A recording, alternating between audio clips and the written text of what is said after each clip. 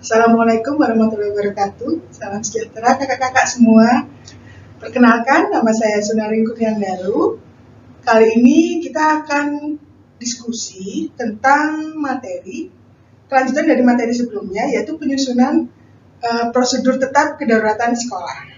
Baik, kita akan mulai ya. Sudah siap belum? Siap kan? Nah, apa sih sebenarnya yang dimaksud sama SOP atau Standar Operational Procedure atau PROTAP? Nah, jadi di International Serial Workshop for Development itu disebutkan bahwa SOP adalah serangkaian kegiatan yang terstruktur dan disepakati oleh seluruh pihak yang terkait. Siapa saja itu pihak-pihak yang terkait? Nah, itu nanti di sekolah berarti seluruh warga sekolah yang terlibat dalam penyusunan SOP. Nah, berisi apa? Nah, di situ kita berisikan tentang siapa, berbuat apa, kapan, dan di mana, serta bagaimana cara pelaksanaannya. Nah, apa sih sebenarnya tujuan dari PROTAP atau SOP itu? Yang pertama, agar pelaksana tugas menjaga konsistensi dan tingkat kinerja pelaksana atau tim dalam satuan unit kerjanya. Nah, yang kedua, agar mengetahui dengan jelas peran dan fungsi tiap-tiap posisi dalam tim atau gugus tugas. Nah, yang ketiga, memperjelas alur, tugas, wewenang, dan tanggung jawab dari masing-masing pelaksana. Nah, yang keempat, melindungi pelaksana dari kesalahan dalam penanganan darurat. Yang kelima, untuk menghindari kegagalan atau kesalahan dan keraguan-raguan dari pelaksana selama menjalankan tugasnya. Nah, selanjutnya fungsi PROTAP atau SOP itu apa sih? Nah, yang pertama, fungsi PROTAP atau SOP itu untuk memperlancar tugas pelaksana atau tim kerja. Kalau di sekolah berarti untuk memperlancar tugasnya tim siaga sekolah. Yang kedua, sebagai dasar atau aturan bila terjadi penyimpangan dalam pelaksanaan. Yang ketiga, itu mengetahui dengan jelas hambatan-hambatannya dan agar mudah dilacak. Yang keempat, mengarahkan pelaksana tugas atau tim untuk sama-sama disiplin dalam bekerja, terutama dalam penanganan darurat. Nah, yang kelima, sebagai pedoman dalam melaksanakan pekerjaan rutin dalam upaya pengurangan risiko bencana. Oke, lalu gimana prinsip-prinsip perencanaan PROTAP? Pertama, proses penyusunan bersama para pihak. Artinya semua terlibat. Dalam lingkup sekolah, seluruh warga sekolah harus terlibat. Mulai dari siswa, kepala sekolah, kemudian guru, tenaga non-guru gitu ya, perwakilan wali murid, komite sekolah, atau perwakilan pemerintah setempat, bisa RT, RW. Kemudian merupakan rencana dalam menghadapi situasi darurat untuk satu jenis ancaman atau bencana ikutannya. Udah belajar kan tentang bencana ikutannya? Nah, jadi setiap PROTAP itu dibuat untuk satu jenis ancaman. Misalnya PROTAP khusus untuk menghadapi ancaman gempa bumi. Kemudian ikutannya apa? Misalnya PROTAP untuk ancaman gempa bumi disertai dengan kebakaran. Nah, itu berarti bencana ikutannya. Nah, selanjutnya adalah SOP harus dilengkapi dengan skenario kejadian. Kenapa? Karena kita nanti akan menguji coba. Nah, skenario kejadian ini harus dibuat sesuai dengan kondisi yang setidaknya pernah dialami atau kemudian lebih. Nah, jadi kita harus membuat skenario yang lebih dari yang pernah kita alami. Misalnya kejadian gempa bumi, nah, kita pernah mengalaminya. Nah, skenario kita bisa buat sama atau lebih dari itu. Nah, yang kedua, selanjutnya SOP atau PROTAP disepakati bersama para pihak yang terlibat. Kenapa? Tadi disusun bersama, berarti harus disepakati bersama. Karena kalau tidak disepakati bersama, maka SOP itu kemudian tidak menjadi standar kerja bagi seluruh tim. Yang selanjutnya, SOP dilakukan secara terbuka tidak ada yang ditutupi kepada para pihak.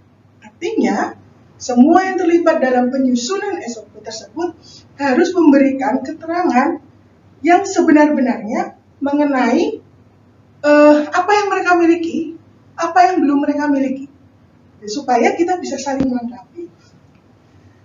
Kemudian, nah ini, jadi prosedur tetap kedaruratan harus disusun secara bersama-sama oleh para aktor atau subjek dalam penanggulangan bencana di sekolah.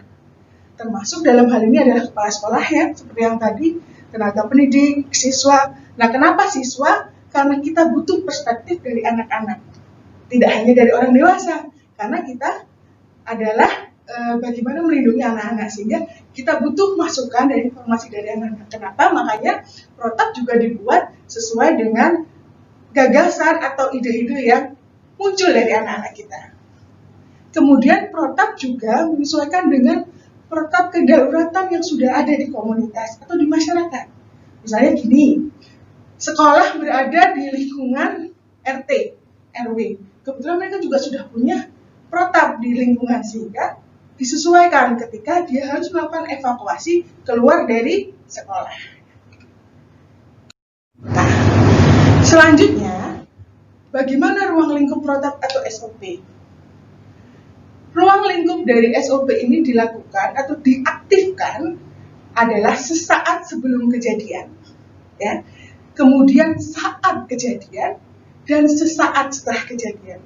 Nah, untuk bencana-bencana yang sifatnya cepat, ya, atau seperti misalnya gempa bumi, kita kan nggak pernah tahu ada tanda-tanda gempa bumi kan. Nah, sehingga SOP itu kemudian diaktifkan ketika terjadi peringatan dini dari gempa bumi. Kemudian SOP ini merupakan suatu tindakan terencana dan terkoneksi. Nah, terencana dan terkoneksi dalam situasi darurat guna mencegah kerugian dan korban jiwa yang lebih besar. Kenapa harus terencana? Karena kita adalah bekerja dengan tim atau orang lain. Kemudian juga harus terkoneksi, karena bencana itu sifatnya tidak lokal. Tapi kalau gempa bumi berarti satu wilayah itu bisa terdampak. Kapan protap SOP dibutuhkan? Ayo, kapan? Oke, SOP harus ada sebelum suatu pekerjaan dilakukan. Jadi, saat ini misalnya kita dalam kondisi normal, tak terjadi apa-apa nih. Nah, SOP harus kita siapkan.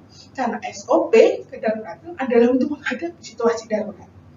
Kemudian, SOP digunakan untuk menilai apakah pekerjaan tersebut sudah dilakukan dengan baik atau tidak. Uji SOP sebelum dijalankan. Kenapa? Karena ketika kita menyusun sebuah SOP, kita harus melakukan uji. Sebab dalam uji SOP nanti kita bisa melakukan revisi atas perubahan-perubahan yang terjadi. Jika ada misalnya perbaikan-perbaikan nih dalam tugas masing-masing personal, nah, itu harus kita ubah karena SOP ini sifatnya tidak saklek tapi bisa dinamis. Jadi setiap ada perubahan harus kita ubah. Baik, nah kita masuk langkah-langkah apa dalam penyusunan SOP. Penyusunan protap kedaruratan sekolah. Tindakan-tindakan apa yang dilakukan oleh siapa, baik sebelum kejadian, di saat kejadian, dan setelah kejadian. Menjamin koordinasi. Menjamin koordinasi ini siapa, melakukan apa, individu atau tim, dan bagaimana komunikasinya.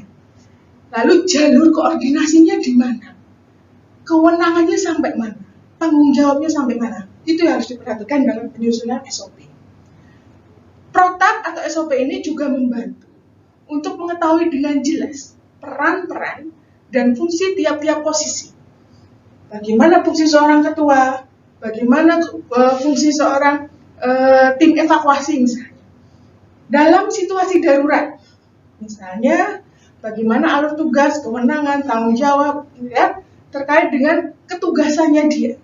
Tim kesehatan, kemudian tim evakuasi, kemudian tim peringatan dini. Nah, itu bagaimana tugas dan tanggung jawabnya. Nah, prinsip dasar isi protapnya, 1, perlindungan diri ke tempat yang aman. Yang kedua, evakuasi dari bangunan atau gedung. Apapun bencananya, biasanya dia berisiko jika struktur bangunannya tidak kuat sehingga harus melakukan evakuasi. Kemudian berkumpul dan berlindung di lokasi aman. Tentu saja sesuai dengan ancamannya tadi. Karena SOP, sekali lagi, SOP berlaku untuk satu jenis ancaman. Kemudian evakuasi ke tempat yang lebih aman. Nah, contohnya berarti misalnya terjadi tsunami, berarti kita harus ke lokasi yang lebih aman. Kemana? Berarti ke tempat yang lebih tinggi. Kemudian proses aman menyatukan kembali atau reunifikasi antara siswa dan keluarganya. Jadi dalam SOP itu, terutama SOP yang ada di sekolah, kita harus menyusunnya sampai pada menyerahkan siswa kepada orang tuanya. Jadi proses reunifikasi. Baik, nah sebenarnya bagaimana sih isinya protap? Nah, ini contoh kecil atau contoh sederhana sebenarnya bagaimana sistematika dari dokumen protap. Ada pendahuluan gitu ya, ada gambaran umum tentang kondisi sekolah ya. Jadi kalau tadi kita sudah sebelum materi sebelumnya kita sudah belajar tentang bagaimana kemudian menilai sekolah, bagaimana kapasitasnya, bagaimana kerentanan sekolah. Nah, itu disampaikan dalam dokumen protap. Kemudian pengembangan skenario, seperti yang saya jelaskan tadi bahwa ini penting supaya kita bisa melakukan uji coba terhadap protap tersebut. Jadi pengembangan skenario ini harus dilengkapi dengan bagaimana kejadiannya dan dampak yang mungkin bisa terjadi. Sehingga kita bisa mengantisipasi agar tadi bisa mengurangi korban jiwa atau kerugian material yang lain. Kemudian kebijakan dan strategi. Nah, kebijakan dan strategi ini tadi juga berarti keputusan untuk melakukan apa, evakuasi, dan sebagainya. Nah, jika berdampak besar, berarti kita harus evakuasi ke mana. Ya, lanjutannya seperti apa. Nah, jadi kita harus membuat skenario tersebut. Kemudian perencanaan sektor. Nah, siapa melakukan apa? Nah, sektor ini berarti kan sesuai dengan kebutuhan. Jika misalnya di materi sebelumnya SDM kita kecil, gitu ya, sedikit, berarti sektornya ini agak sedikit dirampingkan, gitu ya. Tapi yang jelas sektor ini harus sesuai dengan ancamannya. Gempa bumi tidak boleh sama dengan misalnya banjir atau kemudian gunung api. Jadi harus sesuai kebutuhannya apa saja. Kemudian rencana tindak lanjut. Nah, setelah kemudian kita uji coba, kemudian dari skenario itu, nah ini harus ada rencana tindak lanjutnya bagaimana.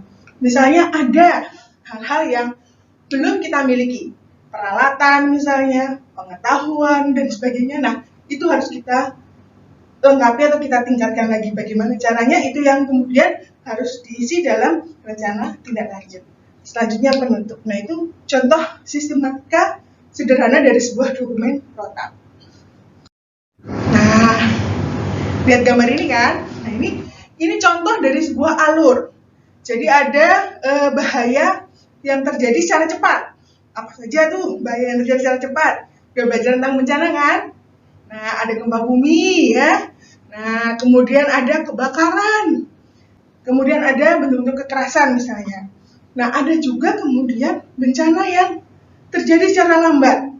Secara lambat ini artinya ada tanda peringatan dininya, ada levelnya. Contohnya gunung berapi, kemudian banjir. Nah, itu bisa ada peringatan dini. Nah, SOP untuk jenis-jenis ancaman tersebut itu berbeda. Bagaimana SOP untuk ancaman yang bersifat cepat, bagaimana SOP untuk ancaman yang sifatnya lambat. Sudah paham? Ya, ini ada contohnya. Termasuk kemudian pilihan-pilihan tindakannya. Baik. Tips dalam membuat sebuah protap. Nah, perhatikan ya. Yang pertama, para pihak yang terlibat dalam perencanaan itu harus membayangkan siapa sih pengguna dari SOP ini. Bayangkan, oh SOP ini saya gunakan atau akan digunakan oleh anak-anak misalnya. Kemudian sebelum menulis SOP atau menulis kata-kata tersebut, putuskan tujuan dari prosedur tersebut. Kemudian gunakan prinsip ceritakan apa yang akan Anda ceritakan, kemudian ceritakan. Jadi SOP itu kan bagaimana kita menyusun, kemudian kita menceritakan pada orang lain supaya orang lain bisa menggunakan. Ya. Kemudian buatlah sebuah panduan sebelum menulis. Misalnya kita bikin daftar topiknya dulu. Ya. Misalnya tim kesehatan. Ya, kita bikin apa saja yang harus dilakukan garis besarnya. Kemudian jelas dan ringkas. Hindari kalimat yang panjang. Karena orang kan malas baca SOP panjang-panjang. Nah, jadi efektif dan efisien. Karena SOP bisa dilihat dan dipelajari dengan cepat. Kemudian komplit. Semua informasi yang penting yang digunakan untuk menjalankan kegiatan ada dalam SOP. Kenapa? Karena SOP itu adalah petunjuk cepatnya, petunjuk teknisnya orang untuk melakukan apa pada saat darurat. Sehingga harus cepat. Ingat prinsip darurat, cepat, tegas, ya, tidak ambigu, ya, sehingga orang langsung dengan cepat untuk melaksanakan. Kemudian objektif, berisikan fakta, bukan pendapat. Ini bencana, jadi jangan main-main, ya. Nah, kenapa harus fakta? Karena itu tadi, bahwa kita punya tujuan untuk menyelamatkan diri kita dan menyelamatkan jiwa orang lain. Kemudian koheren, menunjukkan alur dan urutan langkah untuk menjalankan kegiatan. Kadang-kadang kalau misalnya lebih praktis nih ya, kita bikin alurnya. Dari sini kemana. Nah, itu biasanya bisa dipahami dengan lebih praktis oleh orang yang membacanya. Kemudian mulailah dengan kata kerja. Hindari kalimat pasif. Karena SOP itu, kalau baca SOP berarti seperti menyuruh. Nah, jadi kita mulai dengan sebuah kata kerja. Sudah paham bagaimana membuat protap atau SOP? Nah, untuk melengkapi protap atau SOP, kemudian harus ada yang namanya denah atau jalur evakuasi. Nah, protap dilengkapi dengan denah dan jalur evakuasi. Denah dan jalur evakuasi ini apa sih? Berarti di mana di sana harus ada jalur orang ke tempat aman. Kemudian harus juga dilengkapi dengan sistem peringatan dini. Ya, kenapa? Karena itu sangat penting. Bagaimana kemudian orang tahu tanda-tanda bahayanya seperti apa. Nah, bagaimana membuat denah dan jalur evakuasi ini? Langkah-langkahnya.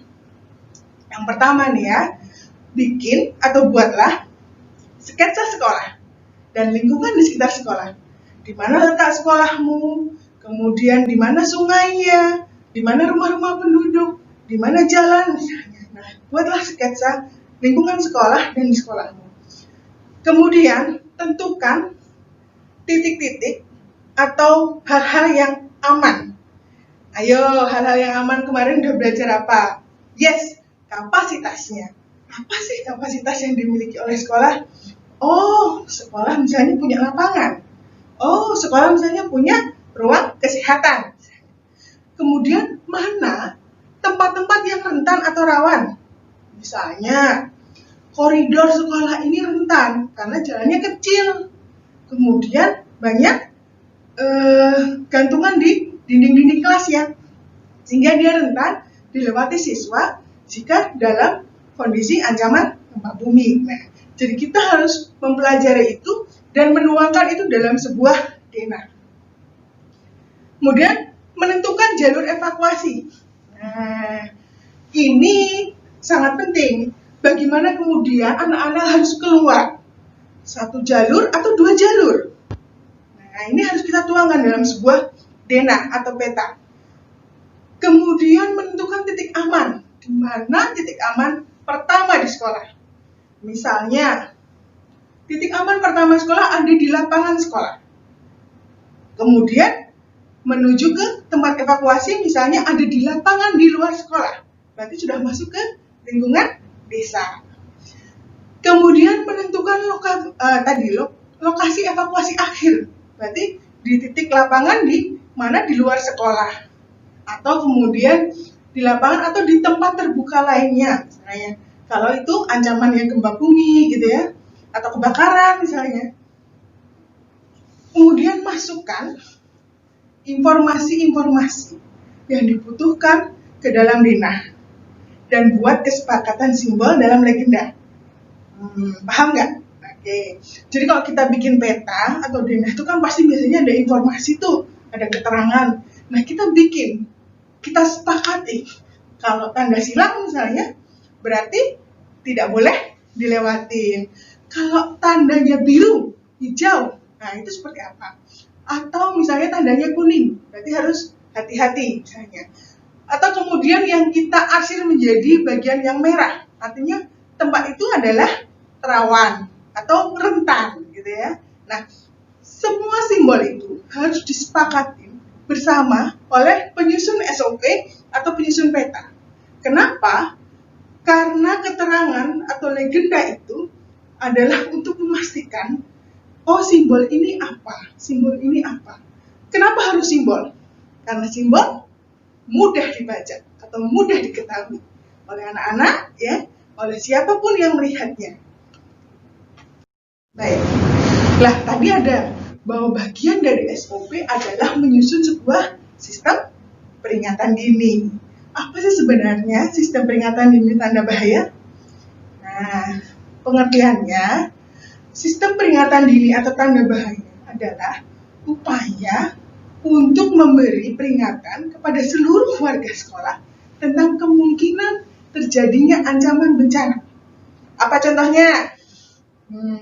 Misalnya ada bunyi lonceng atau ada bunyi sirine. Nah, itu adalah tanda-tanda peringatan dini. Terus bagaimana membedakan dengan peringatan dini awal, kemudian harus evakuasi, dan sebagainya. Nah, itu adalah komunikasi dalam peringatan dini.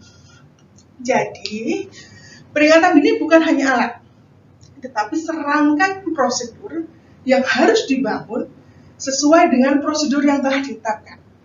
Mulai dari 1, pemantauan bahaya, perkiraan kejadian, ancaman, pemberian peringatan kepada warga sekolah, kemudian perintah untuk melakukan evakuasi atau penyelamatan diri kepada warga sekolah. Contohnya gimana sih? Contohnya gitu. Jika ancamannya banjir, ya, harus ada pemantauan bahaya. Berarti harus apa? Kita harus melihat bagaimana cepatnya kenaikan air sungai. Itu pemantauan bahaya. Kemudian kita kasih informasinya. Kalau informasi itu melalui bunyi, berarti informasi itu bisa kita gunakan sirene 1 kali. Misalnya, tet, berarti ada kenaikan air sungai. Kemudian, perkiraan kejadian. Sudah mulai meluber. Harus ada peringatan lagi. Tet. Nah, artinya sudah naik, tapi belum sampai ke lokasi sekolah kita. Kemudian, pemberian peringatan pada warga sekolah. Ini bisa melalui bunyi tadi, kemudian pengumuman. Nah, pengumuman bahwa kondisinya sekarang sudah seperti ini. Maka kita harus siap siaga, ya, harus waspada. Nah, ketika sudah sampai misalnya tinggi dan di pintu masuk misalnya, artinya peringatan dini yang selanjutnya, warga harus segera evakuasi, betul, ke tempat aman. Sehingga kenapa peringatan dini itu adalah sebuah sistem komunikasi bahaya. Jadi, semua warga sekolah harus tahu tanda lonceng berbunyi pertama apa, kedua apa, ketiga apa. Dan tanda itu harus disepakati dalam penyusunan protap. Baik. Nah, kalau semua sudah dilakukan, ya, mulai dari tadi nyusun SOP, kemudian nyusun peta, evakuasi, kemudian juga sistem peringatan dininya, kemudian lakukan uji coba.